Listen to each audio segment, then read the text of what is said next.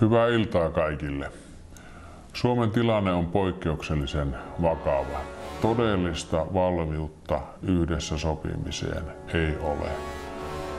Suomen valtio on velkaantunut melkein 1 000 000 euroa tunnissa 7 vuotta yötä päivää pyhää arkea.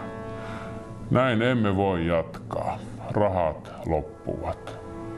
Ei ole olemassa pohjatonta rahakirstua.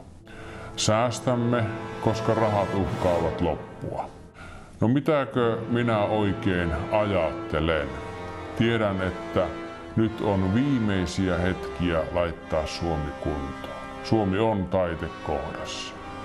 Menoleikkaukset kohdistuvat kipeästi moniin ihmisiin.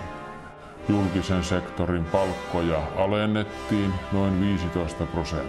Työttömyysturvaa alennettiin 40% salakavalasti. Hankalat päätökset eivät lopu näihin viikkoihin.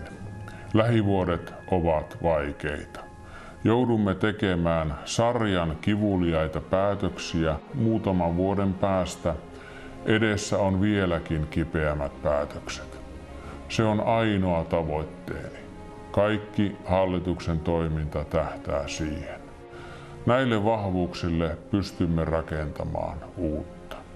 Kaivetaan nyt sisu sekä yhdessä tekemisen ja välittämisen henki. Jos jokin on varmaa, niin se, että tästäkin selvitään.